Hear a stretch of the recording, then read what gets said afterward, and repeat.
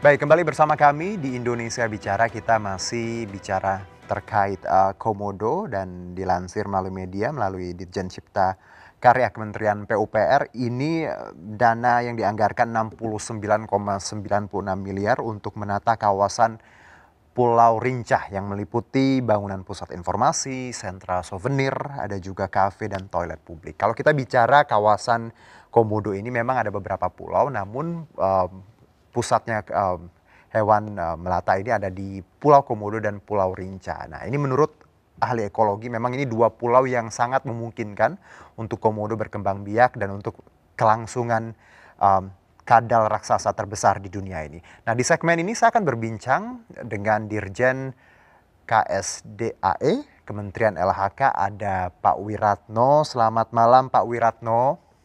Selamat malam, Mas. Apa kabar Pak? Baik, Mas. Ya, terima kasih ya Pak sudah bergabung bersama kami. Kita mau gali sedikit Pak informasi, karena kita tahu banyak sekali pro dan kontra. Kita ingin punya banyak informasi agar kita tidak punya tadi kesimpulan yang salah terkait apa yang sedang marak di media sosial.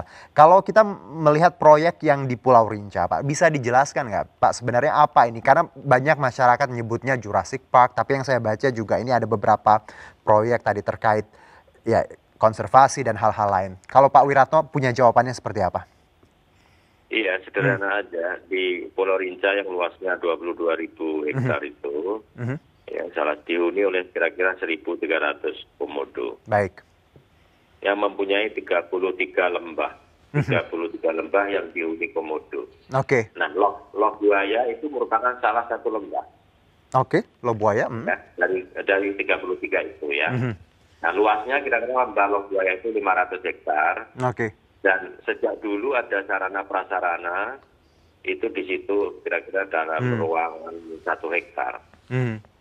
Nah, komodo yang di situ yang sering berinteraksi dengan turis itu kira-kira yang paling aktif itu ada 15 ekor. Baik. Dari 66 ekor kira-kira yang berada di lembah Loh Buaya. Loh Buaya ini ya Pak, oke? Ya, namanya Loh Buaya. Di situ ada sarana prasarana yang terpencar-pencar. Oleh karena itu, karena menuju wisata premium, diputuskan dan dibantu oleh PUPR dibangun satu sistem yang terpadu antara sebetulnya hanya membangun information center, elevated deck, ada selfie deck, ada boardwalk ya, ada rumah peneliti dan ranger.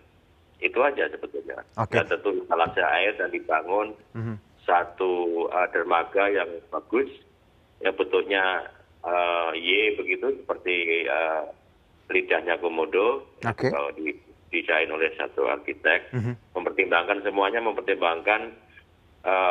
mempertimbangkan perilaku komodo. Jadi sebetulnya yang dibangun adalah integrated sehingga orang bisa melihat sejarah komodo maupun sejarah pembentukan pulau-pulau yang unik itu, Oceanic Island itu, di dalam information center yang bagus. Selama ini sederhana dan terpencar-pencar. Intinya itu, sehingga pembangunan itu ada di wilayah yang sudah terbangun itu sekarang. Cuman problemnya adalah komodo ada di sana, kira-kira 15 ekor. Oleh karena itu, ada ranger yang 5-10 orang yang memantau, memastikan bahwa ini tidak terjadi kecelakaan kerja, baik oleh pekerja maupun oleh komodonya. Nggak boleh, karena ini daerah yang sensitif. Jadi kalau orang tidak pernah ke Komodo atau ke Loh Buaya atau ke Loh Liang, tidak bisa membayangkan itu. Di sana ada open space ya, sebagai savana. Dan disitulah komodo ini satu binatang yang sangat kurang pendengarannya, kurang sensitif, tetapi penciumannya sangat tajam. Ya, penciumannya. Sehingga kalau waktu itu seringkali di sana, karena di sana ada rumah ranger, ada dapur, ada restoran, sehingga mereka sering berkumpul di situ. Kalau Mas melihat banyak komodo yang nongkrongnya di dekat dapur itu, karena baunya menyengat, ya dia di situ. Yang kedua, dia memiliki kebiasaan berjemur di satu tempat tertentu. Yang kemarin dilihat itu ketika dia mau berjemur. Yang viral dengan menghadang truk itu, foto itu Pak? Iya. Oke, Pak, kalau kita tahu ya, tadi Anda sudah menyebutkan tujuan, lalu sebenarnya ingin dibangun ada integrated facilities tadi sehingga orang akan lebih mudah untuk mengetahui sejarah Komodo dan akses segala macam. Kalau ada uh, pendapat berbeda dari para aktivis lingkungan hidup yang ya tadi ada kekhawatiran bahwa pembangunan ini akan merusak habitat komodo, Pak. Seperti apa? Ya, habitatnya sangat kecil di situ ya. Baik. Walaupun itu zona pemanfaatan, itu udah saya bilang tadi di Rinca aja ada 33 lembah. Oke. Jadi yang dipakai untuk pemanfaatan, zona pemanfaatan itu di Rinca kalau tidak salah, itu total di Komodo itu ada 824 hektar. 0,4% zona pemanfaatan. Yang lainnya masih alam liar. Nah ini yang belum, saya kira perlu disampaikan ke publik, saya sampaikan semuanya alam liar. Baik. Ya, yaitu zona inti, zona rimba, ya, dan ada kan di Komodo ini Taman Nasionalnya ada lautnya juga yang lebih luas. Ya. Jadi kekhawatiran itu saya kira kita terima kasih ada concern. Iya. Luar biasa dari publik saya menyampaikan penghargaan.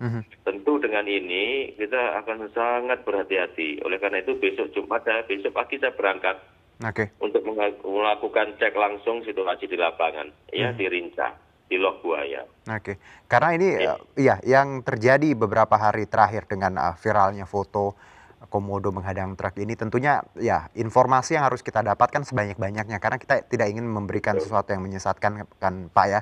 Dan kita tahu juga cinta kita terhadap alam Komodo juga luar biasa, itu kenapa concern banyak pihak terkait ini kalau tidak. Tapi sebenarnya dari Anda sendiri dan kementerian sendiri sudah ada tidak sih Pak seperti sosialisasi atau mungkin ajak ngobrol dulu teman-teman kita aktivis atau lokal penduduk di sana juga? Karena kan ya biar ini tidak melebar, ada diskusi seperti itu. Iya, ini mungkin yang kurang barangkali ya. Ya. Kan waktu itu semua rencana pembangunan wisata ditolak sama teman-teman di Labuan Bajo karena di zona pemanfaatan. Padahal di situ secara aturan boleh. Jadi memang memerlukan dialog-dialog terbuka. Saya juga akan melakukan dialog dengan teman-teman pelaku wisata karena mereka yang mempunyai kepentingan besar ya dengan wisata Komodo ini. Rp1 APBN PNBP, Rp1 tiket masuk mampu menggerakkan ekonomi 60 kali lipat. Baik. Ya, ini yang besar sekali dan mereka harus duduk bersama dengan kita. Ayo kita lihat sama-sama. Ini endingnya seperti apa sih yang dibangun ini? Dan itu adalah sarana prasarana yang dibiayai oleh pemerintah. Ada juga yang tidak mengetahui atau kurang informasi katanya itu private sector, bukan itu dana APBN ya seluruhnya dan akan dibangun satu dermaga yang bisa menampung lebih banyak kapal dan kita harus perhatikan juga kapal-kapal kecil nanti ya yang ke Rinca misalkan jangan sampai mereka dirugikan seperti yang sekarang terjadi di Padar misalkan ya kapal besar terus kapal kecil baru selfie di puncak dari sana. Jadi kita akan buka ruang seluas-luasnya, ya nomor HP saya juga terbuka untuk siapa saja. Memberikan ini public dialog saya kira yang saya perlukan. Makanya saya ke sana dengan PUPR saya ke sana Mas. Iya, karena saya pun sebagai kemarin juga yang mendapatkan foto viral ini juga sempat lihat di Instagram.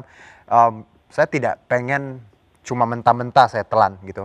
Foto ini apa? Betul. Saya langsung Google, saya cari bagaimana jalan ceritanya. Jadi informasi harus digali dengan sebanyak-banyaknya agar tadi kita tidak juga misleading dalam informasi. Nah Pak, Anda menyebutkan tadi di awal juga wisata premium. Ini juga banyak disorot, kata wisata premium ini banyak disorot juga oleh teman-teman kita di media sosial, aktivis. Wisata premium itu seperti apa Pak? Apakah ini nantinya memang tadi resort mewah atau ya tadi dengan pembangunan resort yang bagus, mewah, pastinya nanti akan merusak lingkungan, ekosistem seperti apa Pak? Wisata premium definisinya?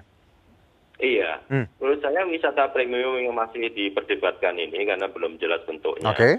Adalah ditujukan untuk Pulau Komodo, untuk melihat Komodo yang betul-betul liar. Justru di situ tidak ada infrastruktur. Tidak ada infrastruktur.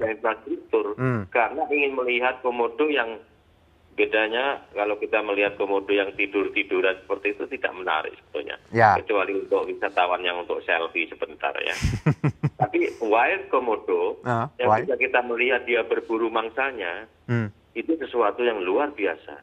Oke. Dan banyak orang ya, turis sebelum COVID turis di sana sampai 123.000 2019 setahun 123.095% turis mancanegara. Oke. Itu luar biasa. Dan wisata premium sebetulnya ya ini harus kita diskusikan. Ya, wisata yang sebetulnya memang harus membayar mahal, tetapi dia akan mendapatkan satu pemandangan yang luar biasa ketika komodo berburu rusa. Oke. Ya, misalkan terus naik safari. Nah, ini masih open discussion loh ya. Oke. Ini belum. Ya. Jadi sebenarnya wisata. Oke. Juga untuk semua pelaku wisata ini mau duduk bersama dan mendiskusikan ini dengan suasana yang sejuk.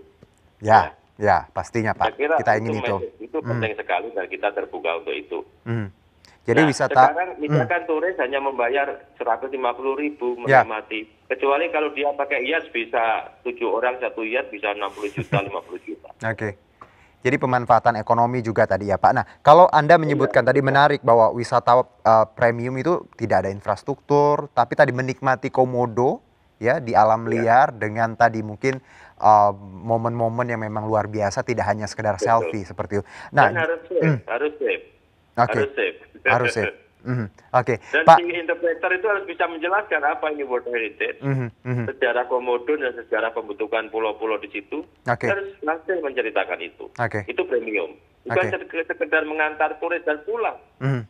Pak, kalau ini ada yang harus kita diskusikan. Ya, kalau ada tesis seperti ini bahwa ya komodo dari dulu alamnya seperti itu, kalaupun mau dirubah mungkin hal-hal yang tadi bukan tadi hal-hal yang di pulau itu, tapi lebih ke bagaimana pemanfaatan sains, konservasi. Jadi tidak perlu dirubah apapun yang ada di Pulau Rinca atau Komodo.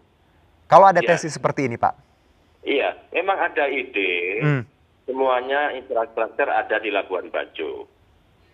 Ya. Nah, itu ide baru. Ya.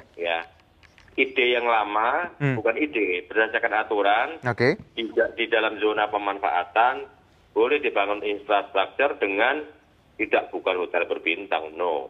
Bukan. Aturannya tidak begitu. Tidak ada ya Pak? Jadi, tidak ada hotel berbintang di sana. Itu aturannya sudah menjelaskan, karena itu kan ekoturisme, Mas. Nah, ini publik juga harus tahu.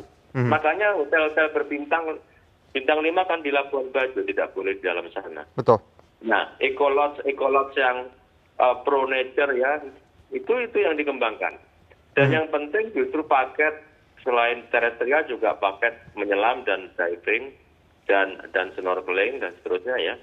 Ini juga sesuatu yang bagus sekali untuk mencintai alam. Baik, Pak Wiratno, ini waktunya singkat sekali. Banyak sebenarnya pertanyaan saya karena saya pengen tahu saking kita concernnya dengan komodo dan tentunya untuk warga lokal di sana kita tidak boleh lupa soal itu Pak ya.